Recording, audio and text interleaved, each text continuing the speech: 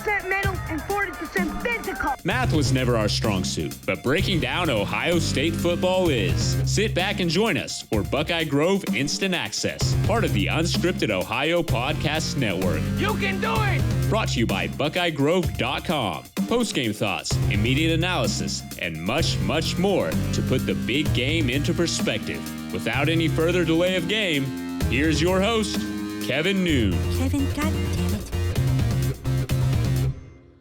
Hey, welcome to the BIA Podcast. I am your host, Kevin Noon. It is the day after National Signing Day 2021, the February edition, a day where not a lot went down for Ohio State. We'll get into that here in a second. Glad you could be part of the show. If you're new to the show, we are part of BuckeyeGrove.com. Be sure to give us a look there. Without any further delay, I don't want to sit there and get into all these pleasantries without bringing in our great co-host for this episode, Joseph Hastings, who is our recruiting analyst there at Buckeye Grove. And, let's talk a little recruiting. Joseph, welcome to the show. Kevin, how are you doing today, man? Doing great. I'm excited to talk about all of this, even if this was probably one of the more mundane signing days in terms of news for the 154 years I've been doing this. So, I think we all knew when an early signing period became part of the equation that it was going to take away a lot of the drama on the February one, but I don't think anybody truly understood when they put in this early signing period, which we've only gone through now, two cycles, that it was going to take that much away from the February signing day. That doesn't mean there weren't some big names to come off the board, but with that being said, Ohio State's 21-man class, they were all signed in the first signing day in December. Absolutely. And, we had Rashod Davis announce his decision to sign with USC yesterday, and he was the big name who was going to sign when it came to Ohio State targets. JT Tuimoloau obviously is deciding to push his recruitment out a little bit further. He was another name that we were hoping would sign on Wednesday. That really would have given a little bit more juice to National Signing Days, specifically because of, like you mentioned, early signing period taking up such a bulk of the players who decided to sign. All of Ohio State's 2021 class, the 21-man class has been signed, and they were signed in December. So having JT and Rashod sign on the same day definitely would have brought a little bit more intrigue. But obviously, it was just a dry day for the most part. Rashod, there was a little bit, speculation just because of him taking a 3-day visit to Columbus that, maybe Ohio State had an outside chance to sneak in and surprise some people. But in the end, he stuck with the home state team, and it really wasn't too much of a surprise. Yeah, I want to kind of talk about Davis first. And there were a lot of people saying, oh, that was just smoke. That was just a smoke screen. That was just to create drama. I disagree with all of that, because you don't spend that kind of money to take a visit to Columbus, Ohio in January when it's pretty cold just to create drama. And, even if you have oodles and oodles of money just burning a hole in your pocket or airline miles or whatever, that's a lot of steps to go through just to put another hat on the table. I definitely think that there was legitimate interest there, but, at the end of the day, just, too many things keeping them home. I absolutely agree with you, Kevin. They were supposed to actually visit the Davis family. They were supposed to visit back on October 24th for the Buckeye Bash, but Rashod Davis Sr., Rashon's father, told me that the tickets were too expensive. So if it was a case where, the tickets were too expensive, booking hotels last minute, that was too much money, and they were bound, Rashod was bound to go to USC anyways, they wouldn't have taken the trip, especially considering the fact that the flights were booked 2 days in advance. That isn't much time in advance, yourself, booking airplane tickets, that you really have to get it a few weeks out if you want to save the most money. So there was definitely legitimate intrigue on Rashod Davis's part. He had already visited Ohio State before, mind you. This was his second trip, and this was in order for his parents to see it. And obviously, they gave him the seal of approval if he wanted to commit to Ohio State. But the appeal of USC right now. I don't necessarily understand why in terms of choosing USC over Ohio State when it comes to on-the-field football production.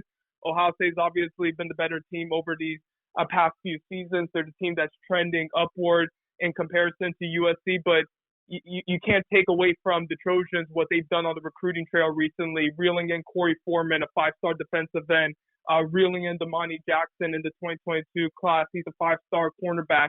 And I think that all of that was just really appealing to Rashod, staying close to home, and then also what Todd Orlando's defensive scheme meant for him and the potential for playing early. I think all of that just kind of factored in and led to him choosing USC. I don't think it was really too much of a bad loss for Ohio State considering the reinforcements that they're going to be getting in the 2022 class at linebacker. But, he definitely would have been a great addition for this class.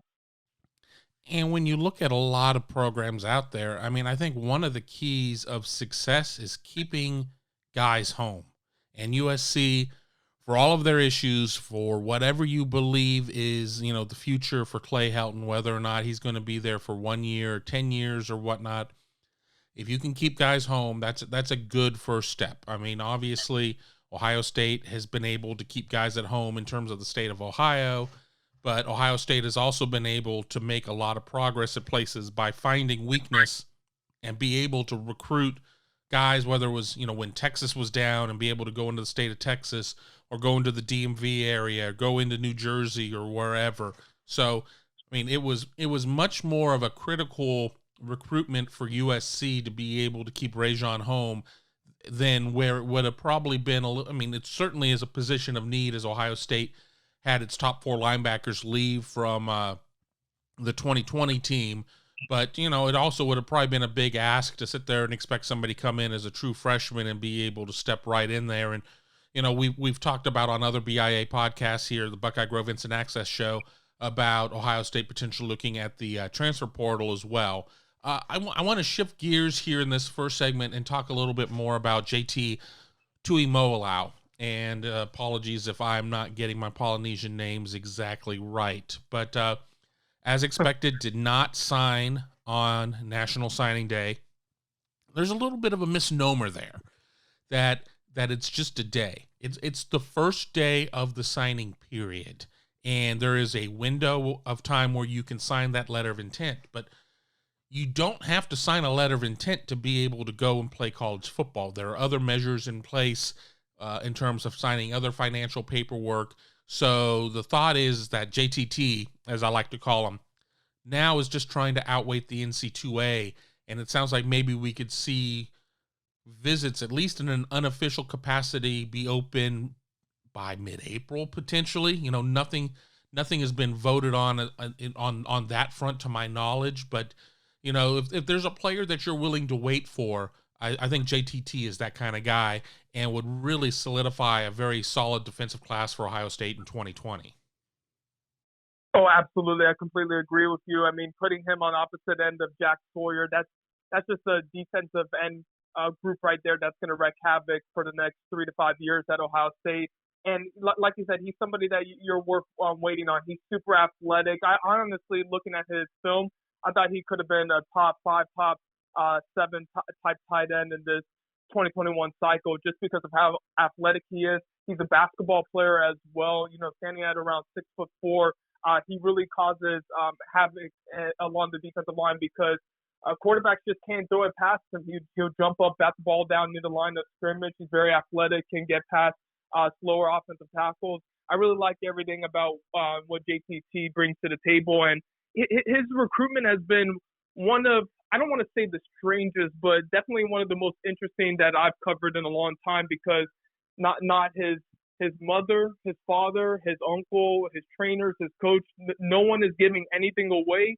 He's keeping everything close to the vest. So while I do have Ohio State out in front right now, leading for his services, it definitely would have been, I would have felt a little bit more confident in my pick had he signed on Wednesday because I think Ohio State would have been the choice. So he still wants to check out his schools. He has a top 5 right now. He's going to continue to explore his options, but for right now, unless I hear otherwise, I'm sticking with the Buckeyes in his recruitment.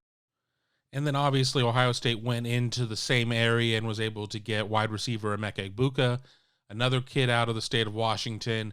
You got to figure that, while they weren't teammates by any stretch of the imagination, or they weren't even able to, even really in like the same suburb, but, they definitely do talk. So as Egbuka goes through, winter conditioning and into spring practice at Ohio State, which is supposed to start around mid-March, there certainly will be some reports on what life as an Ohio State student athlete would be if JTT decides to pull the trigger, and then, of course, would be a summer enrollee instead of a mid-year enrollee. If he doesn't sign until April or May, the thought would be you come in around June, and hopefully things have kind of righted themselves in terms of what practice and things like that are going to look like. Certainly, you can't look at what 2020 was and say that's any sort of the norm, even though I don't think that, enhanced testing is going away anytime soon.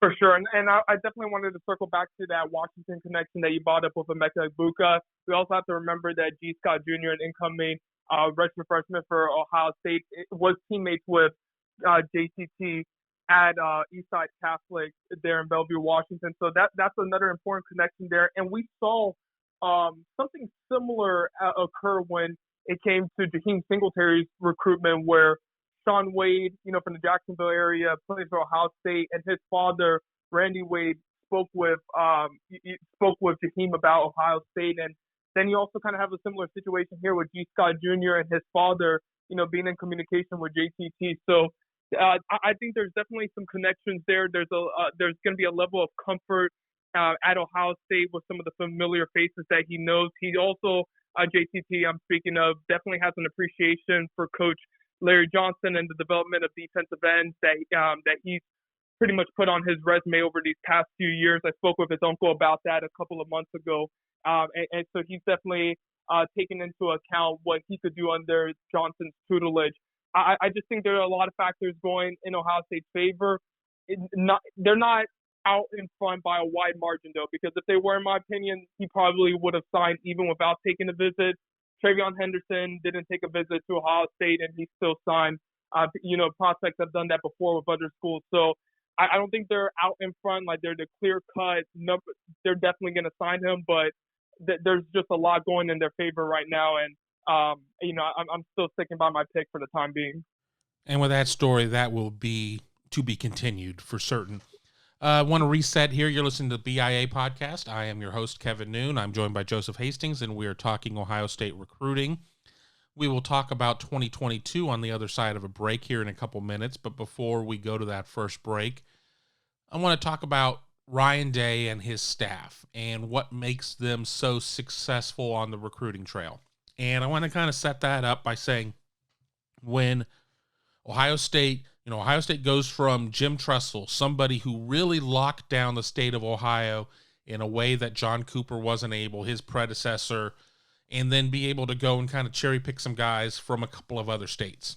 And then you go to Urban Meyer, who maybe didn't have as much Ohio presence in terms of number of signees per class from the state of Ohio, but I think part of that too is a part of the state just wasn't producing enough guys that were those 4 or 5-star type of guys. So Urban Meyer really turned Ohio State into more of a national brand in terms of its recruiting footprint.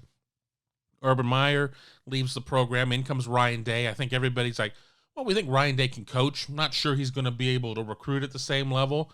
And lo and behold, Ohio State's, might be recruiting even better. Ohio State's still very much a national brand. But before we get into the national brand aspect of it, what is it you think that makes Ryan and his staff so successful on the trail? Oh, it absolutely has to be the relationships that they develop with prospects, caring about them both on the field and off the field as well, being very interested in them as people, what their interests are, and also staying in touch with their family members as well. I spoke with Jaheim Singletary's mother after he committed to Ohio State just over a month ago, and she told me that she would be in contact with the staff doing FaceTime calls, and that they were recruiting her essentially as much as they were recruiting Jaheim. Obviously not communicating as much, but, they really prioritized her. And that was something that really stuck out to me, is that they do it, the Ohio State staff from top to bottom, starting with Ryan Day. He really leads the charge. They really focus on, developing these bonds and continuing them throughout, and not only starting the bond when they offer prospects, but also beforehand.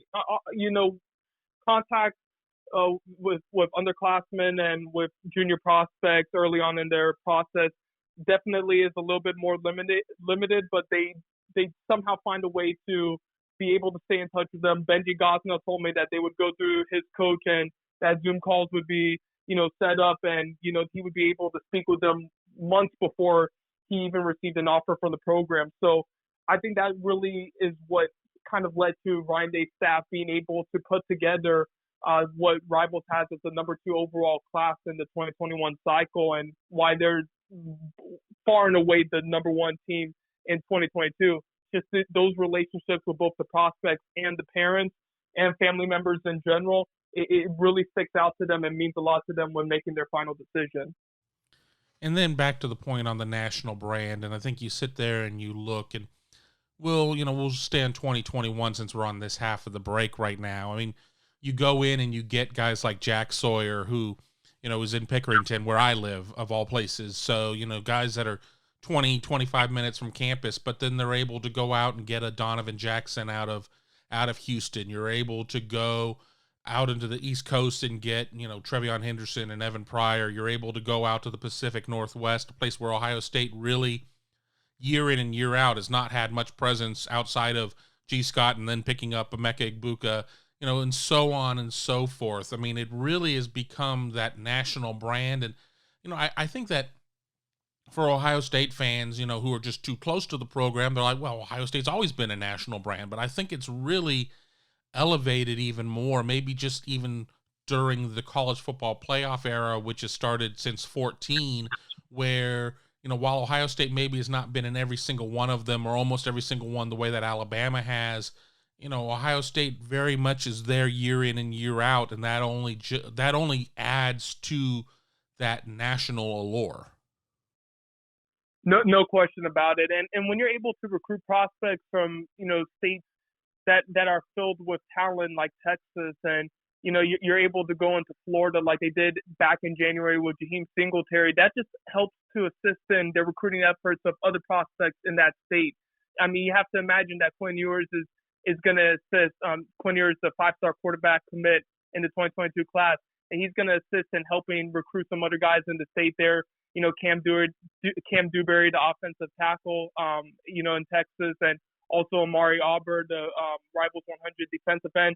Do you imagine that Quinn is going to be able to assist there? Jaheim Singletary also has some Florida connections as well, and Ohio State is pursuing some prospects in the Sunshine State, specifically at IMG Academy. And I think that just definitely helps to solidify themselves as a national brand and make them appealing to prospects all across the country. It also helps when, like we saw in the 2021 cycle, where you can take 2 of the top 3 prospects from, the state of Pennsylvania, and that deprives the Nittany Lions, a program that's in your own division, from being able to secure top talent as well, as they got Kyle McCord and Marvin Harrison Jr. So that was also something that was really impressive to me, is that they were able to take talent away from other programs while also adding to their own, and that's just going to continue to benefit them in the future. And I don't see Ohio State stopping as long as Ryan Day is still there, and he has the mentality that recruiting is just as important as anything they do on the football field. I think they're going to continue to be able to recruit prospects all across the country, and heck, even in Australia. You have hopefully I pronounced his name, but Jess Miracle, they signed out of Australia. So not only a national brand, Kevin, but they're an international brand as well. Yeah, Ohio State certainly has benefited from Pro Kick Australia, but we can also go back several years prior with Cameron Johnston, who's still kicking with the Eagles at this point. So Jesse, not the first alum of Pro Kick Australia for the Buckeyes, and if they get half of the production that they got out of Cam Johnston, it's certainly going to be a good pickup. And I wanted to touch upon before this break something else you'd mentioned as well. going into Pennsylvania, and Ohio State, I mean, has always been able to go into Pennsylvania to a certain extent. I mean, I can go back, even just a handful of years ago, Andrew Sweat and guys like that. But when you sit there and you see Ohio State going in and pulling the top player out of the state of Pennsylvania, whether it be a Julian Fleming, whether it be a Kyle McCord or a Marvin Harrison Jr., I mean, no love lost in terms of how Penn State fans think about Ohio State and what they've been able to do on the recruiting trail, being able to go in and, not only obviously lock down the best player in the state of Ohio, but then be able to go in and lock down the best player in the state of Pennsylvania as well. And you're right, it is a zero-sum game. And if you get these guys, Penn State's not getting them. So, you kind of win doubly at that point. And then it's just a matter of what you're able to do. And I think that ultimately what makes Ohio State so successful on the recruiting trail, the relationships and all that is all well and good. What do you do with the players once you bring them in? And I think it's that development, and it's being able, as we go on, and next week we're going to be talking about the NFL draft here on the BIA podcast. If you're able to make these guys into, from Friday players into Saturday players into Sunday players, and Ohio State certainly has that track record there in terms of the development. And, there's not a single player out there that's playing high school football, who's a starter and whatnot, that doesn't at least have some sort of dreams of playing in the NFL. Oh, absolutely. I completely agree with you. And, what Ohio State does is they develop so well, specifically when it comes to quarterbacks, defensive ends, and that's why you're seeing them pulling guys like Jack Sawyer, Kyle McCord, and then Quinn Ewers in the following class, and, being in strong contention for JTT is, the development that they've had in producing guys into the NFL definitely sticks out to these guys. They see a Jeff Okudah get drafted number 3 overall. They see Damon Arnett get drafted in the first round, and these are things that stick out to them. So when you talk about BIA best in America, defensive backs look at them really great. When you talk about Larry Johnson and the development that he's had producing top three overall NFL draft picks, how could any top defensive end that has dreams of going to the NFL and playing on Sundays, like you mentioned, not consider them? And then on the flip side, you have Ryan Day, who has a proven history of developing quarterbacks. And then when you have an excellent quarterback, which wide receiver that's a top wideout in the country wouldn't want to play for a top quarterback? So it's all a trickle down effect. It all leads to just excellent recruiting success on the trail for Ohio State. And then, like you said, they have to prove it on the field, and they are doing that. They are getting guys into the NFL and producing them at one of the top clips in college football. They're one of the top programs when it comes to that. So, yeah, there's just so much that's bright for Ohio State's future. And even though they came up short this past season, I think going forward in the future, you should, if you're an Ohio State fan, expect multiple championships under Coach Day, just based on how they're recruiting and how they develop their players. Well, we've gone about 23 minutes here talking about 2021. On the back end of this break, we'll talk about 2022 and some other issues. I want to thank you for listening to the BIA Podcast. I'm Kevin. I'm joined by Joseph, and we will be back here in a quick 30-second break. Egg Water Conditioning has been treating well in city water in Central Ohio with American-made water filtration products for over 60 years. Have a water quality problem? The water treatment experts at Hague know how to solve it. Not sure if your water softener is working? They will test, inspect, and sanitize any brand of water softener for only $20. Schedule a system checkup or water test today by calling 614-836-2195 or visit them online at HagueH2O.com. That's Hague H2O.com.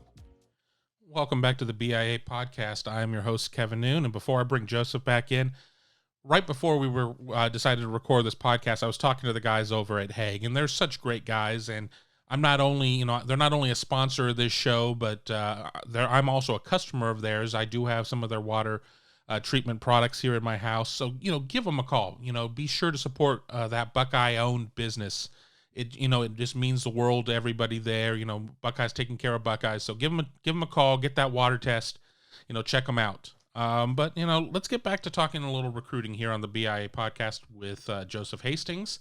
Now we're kind of looking at 2022, and there's some rumblings that something could be coming up here in mid-April in terms of a 2022 Buckeye Bash. And let me preface that by saying, yesterday when we had the opportunity to talk to Ryan Day, they talked about that a spring game could tentatively be around April 17th. And that's important, not only for 2022, but, potentially for 2021, if visits are back on at that point in terms of JTT, but, so critical for 2022 if they're able to get this Buckeye Bash together, especially if it's more of an open campus type of situation, which was not where we were in 21, when it was something that really was kind of just put together by Jack Sawyer's family, and they had to go to BW3, a stone's throw from Ohio State campus, but they couldn't do anything really university related based on the dead period. Yeah, this Buckeye Bash is going to be completely different than the one we saw on October 24th. And what you're alluding to is a tweet that C.J. Hicks, a five-star linebacker commit for Ohio State, sent out. He tweeted at Tassan Makulo, another commit, said, "I'll see you in Columbus April 16th. Tassan responded to that. Even Rivals 250 running back target, Damari Alston, said "me too" when quote tweeting it. So it seems like this is not going to be just something primarily for commits, which was the case back on October 24th, Kevin. If you remember, Derek Davis Jr., Rivals 100 defensive back, he was the only target that was in attendance for that event.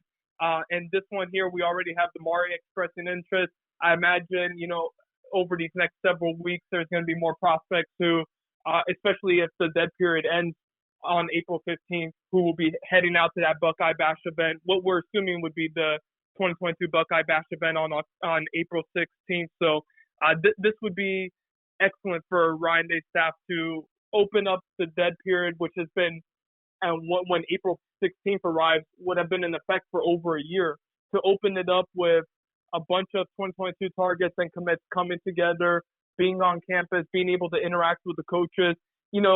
There is definitely, in my personal opinion, some negative, side effects when you have an event that could be so big, especially not being able to have so much one-on-one time with individual targets. But if this is a relatively contained event, which I expect it'll be, and not a boatload of prospects, like 40, 50 prospects arriving on campus, I think this could be really beneficial for Ohio State and send them into another spring burst when it comes to recruiting. We saw what they did in 2020 when it came to the spring. They added 7 prospects, Travion Henderson, Evan Pryor, Ja'Kalen Johnson as well. And that was a really big time for them. I think they could jumpstart something like that again in 2022 and get the ball rolling and solidify what I believe will finish as the number 1 class on Rivals.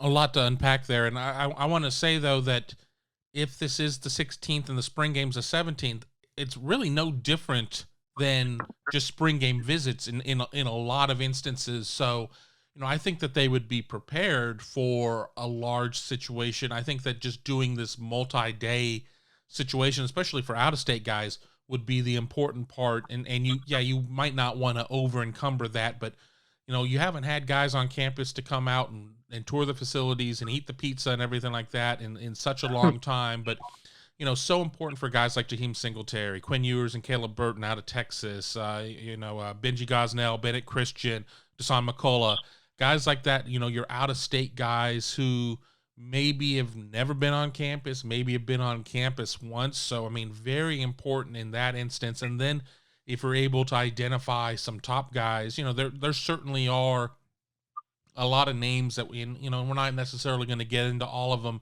here. Be sure to be part of BuckeyeGrove.com so you can get all that information there. But, a lot of top guys that seem to be kind of close to, maybe pulling the trigger for Ohio State. I'm going to use that as a nice segue into a guy that you recently wrote a story about that's got a multi-day visit coming up here soon, and that's with Keon Grace. Yes, I would love for you all to check out this article if you have a chance. It's on BuckeyeGrove.com, and you can just check it out. It really has a lot of good information on Gray's side about his interest in Ohio State and how he's feeling about the program. But essentially, he's going to be taking a 3-day unofficial visit to Ohio State during the dead period, February 26th through February 28th. One of the more important factors of this visit is that he's going to be going with his parents. Both his parents will be in town with him as well. So this is kind of similar to what Rashod Davis and his family did just over a week ago, less than 2 weeks ago, by taking what is the time equivalent of an official visit, but obviously not being able to interact with the coaches and talk with them in person on campus. But this is fantastic news for Ohio State and their pursuit of Keon. He was somebody that I was kind of expecting who could potentially commit after the season. Shortly after the season, he didn't, but I still think Ohio State leads here. The relationship he's established with Coach Hartline is just phenomenal. He has a lot of respect for Coach Hartline, what he did in the NFL and how he coaches up his receivers. And then also he likes what Ohio State has done in general, just the success the program has enjoyed recently. He's not scared of the competition. So even though they have a stacked wide receiver room, obviously we talked about Mecca Ibuka and then adding Jaden Ballard, Marvin Harrison Jr. last year. They do have a stacked wide receiver room, but he's not scared of that at all. So, yeah, Keon is definitely somebody to pay attention to. And, there could definitely be some buzz after this visit, especially if it being a 3-day visit and him and his family checking it out. So, yeah, just to repeat again, it's going to be February 26th through the 28th. That's what they're shooting for right now. And, yeah, he reiterated to me that Ohio State's still at the top of his leaderboard. But definitely check out what he had to say on BuckeyeGrove.com. And, for any talented receiver like that, so much, one of the important things is who's going to be the guy throwing it to him. And while, if you're 2022, it's not necessarily a case of who the 2022 quarterback is going to be because you just don't know. And Ohio State certainly going into this year with a wide open quarterback battle with the departure of Justin Fields, 3 guys who will all be lining up to try and take that position over. But I want to talk about Quinn Ewers, the number 1 player overall in the Rivals.com rankings. A tremendous get for the Buckeyes. We had an opportunity to post on the site a one-on-one interview with Ewers with Sam Spiegelman of Rivals.com. What were kind of your impressions from what you gathered from that interview? Yeah, I think Quinn is a competitor, and that's somebody that you're going to want when you're coming to what's not necessarily going to be a wide-open quarterback room because there's obviously going to be a starter for the 2021 season before he arrives. But, you want somebody who's willing to compete and who's going to go in, facing off against a guy like C.J. Stroud and Kyle McCord and who isn't afraid to back down. And that's what I kind of got from this interview. He's definitely hungry to go into his senior season and when it all came up short this past season. But really, it was highlighted by an impressive victory over Duncanville. And despite him having missed 2 months due to injury, Quinn is just somebody that I'm really excited about. I'll get to my thoughts on his game later in just a second. But what he had to say about Ohio State, there was nothing during that interview that made me, slightly hesitant about his commitment to the Buckeyes. He seems really locked in. Texas A&M and Texas are obviously going to continue to push for him. Those are the in-state programs, but he likes what Coach Day, Coach Corey Dennis, how they develop their quarterback and what he could do in that offense and how they dial things up. So there was nothing during that interview that made me, slightly less confident about my assumption that he will be signing with Ohio State come December. So that was definitely good news for Buckeye fans. And kind of just getting into his skill set, Kevin, I really love everything about what Quinn brings to the table. He has prototypical size at 6'3". He can stand in the pocket, deliver out the pocket, but he also does really well running to his right and to his left and turning his shoulders and firing darts. He's somebody who works the sideline really well. He can throw a tight rope down the sideline. His deep ball is one of the best that I've seen in a while. There's very few flaws that I have with him in his game. Some of the times when he's throwing over the middle, he tends to be a little bit inaccurate with some of those traditional throws. Kind of like Aaron Rodgers in a sense. He drew comparisons to Aaron Rodgers for me.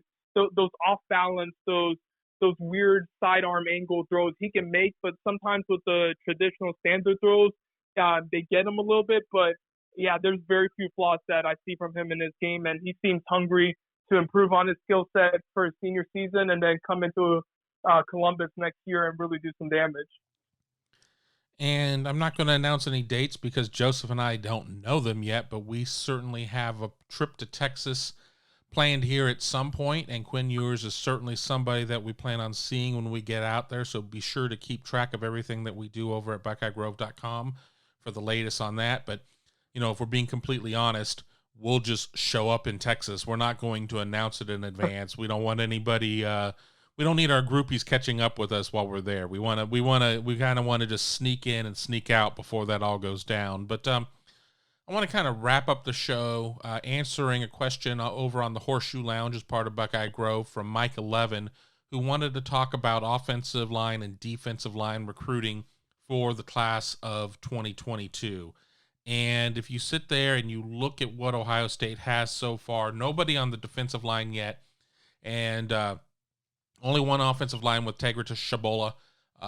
So, definitely some work to do there. But let's remember, we are only a day past traditional National Signing Day. So it's not like they're behind, the 8 ball anyway, in any way, shape, or form in terms of that they've been dragging. I just think when you sit there and you look at a 10-man class already here and they only have one between the 2 line positions, I think it draws some concern from some people. But, I think that there's cause for a lot of optimism in terms of the way that the board looks. But a long way to go from having a pretty board to having a pretty commitment list to having a pretty damn good signing class that's all signed, sealed, and delivered. Yeah, especially when it comes to the offensive line, there's definitely some cause for concern. I'm not going to overreact. Like you said, we're just one day past the traditional National Signing Day period, and there's still plenty of time left to go until things are all sorted out. But when looking at the offensive line board, you do have Tegra committed at this time, but everyone else in that 2022 class that they've offered so far, there's no real slam dunk. If I'm wording that correctly, there's no real player that you can point to and say, okay, this guy is definitely committed to Ohio State. There's some players that you can feel good about. 5-star offensive lineman Zach Rice, he said back in January, earlier in January, that Ohio State was one of his top 3 schools alongside Notre Dame and North Carolina. Fellow Virginia-based prospect who Gunnar Givens is a top 100 player. It's really close with Zach, and they could potentially be a package deal together. And Ohio State and North Carolina are in their top group, so those 2 are ones to pay attention to. Georgia-based prospect Addison Nichols spoke with Coach Stud on Monday as well. And then also, interestingly enough, IMG Academy prospect Alu Ba tweeted out just very simply the word soon. And Desam McCullough said, "I'll see you soon." And with the Buckeye nut emoji at the end there. So, those are a few prospects to kind of pay attention to. Then there's also Kenji Swanson out of California. But it seems like they're going to definitely explore some other options along the offensive line, Kevin. They recently offered a guard out of Texas. And then you can also check out one of my recent articles on Buckeye, on BuckeyeGrove.com about Carter Smith, an in-state offensive lineman that Ohio State is taking a look at. So they're probably going to expand the board just a little bit here because there are no slam dunks. On the defensive side, though, however, I do feel there's a little bit more reason to be optimistic. 5-star defensive tackle Walter Nolan out of Tennessee is somebody who's really high on Ohio State and was high on the Buckeyes before receiving an offer in November. Then Travis Shaw out of North Carolina is also, he's a 5-star he's really interested in Ohio State. Fellow defensive tackles Curtis Perry and Nick James, they've been 2 players who have been key for Ohio State when it comes to anchoring that interior of the defensive line. And then I really like where things stand with Caden Curry out of Indiana. I think he's somebody who is being prioritized heavily by the staff, who's shown really high interest in them. I'm not expecting a commitment anytime soon, but Ohio State is a slight leader in my opinion. And then also I would encourage people to check out the story I wrote today on Amari Auber, a Rivals 100 defensive end out of Texas. He has Ohio State in his top 3 right now. I think it's going to come down to an Ohio State-Oklahoma battle. But, if you can take another in-state prospect out of Texas there, you already have Quinn Ewers and Caleb Burton in the mix.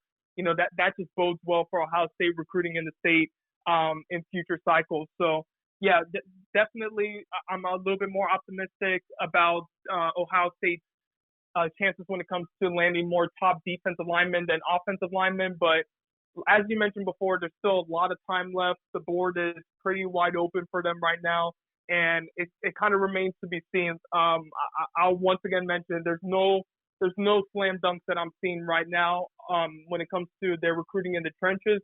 But there are some prospects specifically on the defensive side that I think they're doing an excellent job of recruiting right now. And I think that you have to realize too, especially on offensive line recruiting, it's so difficult to be able to recruit guys that are like freshmen and sophomores at those positions because of the amount of development that happens. And, you kind of, in most instances, you kind of go from and I'm saying this as a doughy 50-year-old, you go from as like a doughy 13-year-old, and it takes you a couple of years for your body to be reshaped and everything else and be, more of that near college ready type of lineman. And when you sit there and you deal with states that maybe didn't have football this year or are going to be playing spring football, you don't have camps. I think if you sit there and you look between guards and tackles, Ohio State has only offered 2 offensive linemen in the state of Ohio. They have a commitment from one with Shabola. They didn't end up with Blake Miller, who's going to Clemson. And then beyond that, I don't see any other state of Ohio offers. So I think the camp circuit's going to be very important there too. And again, I think when you're talking about trying to chase a recruiting national championship for whatever that's worth, you're like, well, but that, if they're not 5 stars or high 4 stars at this point, what are they worth? But, we have a lot of kids that people haven't necessarily had a chance to see for, a year and a half at this point. So I think camps are going to be really critical.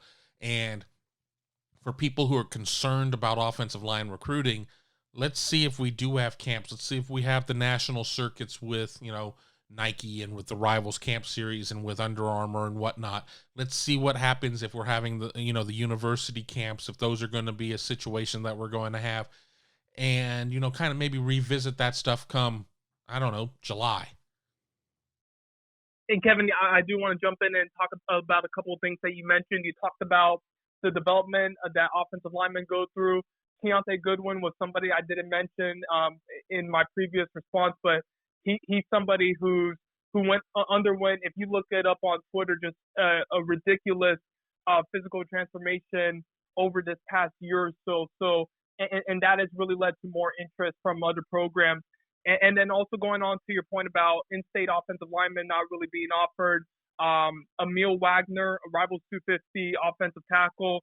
I really like his game. He's 6'6", 255 pounds. He has 26 offers right now, most recently from Auburn. So he's somebody that we'll pay attention to. He's spoken with Ohio State staff. They actually contacted him on the first day, back in September 1st, the first day that coaches could initiate contact with 2022 prospects. So he's somebody that's definitely on their radar. I mentioned Carter Smith before. So as I said before, this is going to be an offensive line board that I think is going to continue to expand. Even though they've offered 14 offensive tackles so far in the 2022 class, I think you're going to continue to see that board expand as some prospects they feel are moving away from them, that they're not in the running for as much as they thought they were. I think you're going to start to see some more offers down the line, especially like with what you said, the camp circuit coming around. If these guys can get out to some university-hosted camps or to the Nike camps or Under Armour camps or what have you, if those occur and you can get some more film on these guys and you can scout them, I think you'll definitely see some more offers down the line. Well, we've gone almost 45 minutes, so I think we're going to wrap this one up. I find that that's about the max time that people are going to listen, unless they're in their car and trapped at that point. I know a lot of people working at home, so we don't have as many of the long commuters, but I will throw it at you for any final thoughts on anything we didn't touch upon, or just something that you want to be able to kind of have as an ender here on this edition of the BIA podcast. Yeah, I just would really like to thank everyone for continuing to support our content. There's definitely a lot to be excited about when it comes to 2022 recruiting. Ohio State's number one, far ahead of the second place team there. They've just recruited at an excellent level, and I think Ohio State fans should continue to expect greatness on the trail from Ryan Day and his staff, just based on all the factors we talked about before, and also just the guys that are assisting them as well, who aren't a part of the program, and I'm talking about, the CJ Hicks, the Sarms of the world, the Bennett Christians of the world. They're really doing an excellent job of connecting with some of these targets. And the great thing for them, they have unlimited communication. They can text them as much as they want. They can call them as much as they want. And those guys are really embracing the role of, being semi-recruiters for Ohio State staff. So, I'm definitely excited about the future of the Buckeyes program. Excited to see who they're bringing in 2021. There's a lot of great players that are coming into this class. Some that I believe can make an impact day one. Jack Sawyer, Trevion Henderson, Kyle McCord will be battling for that QB spot. So even though Ohio State, did come up short this past season, I'm expecting them to contend for championships and, potentially win one as early as 2022. I don't think that'd be that far out to say that. So, yeah, that would be my final thoughts for this podcast. And thank you, Kevin, for having me on again.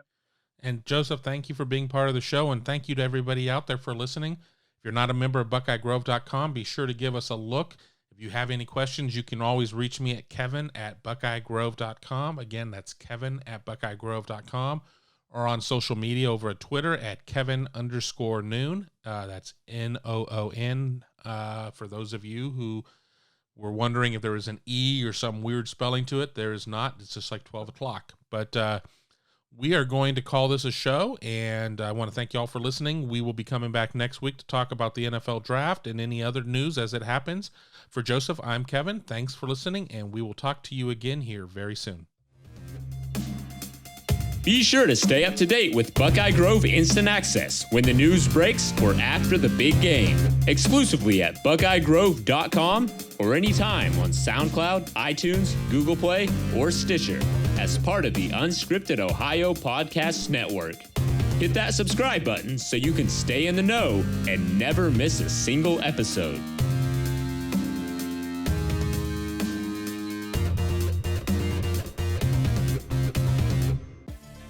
Thanks for watching. Be sure to click on that subscribe button so you don't miss a single thing, and come visit us over at BuckeyeGrove.com for all the best Ohio State information on the web.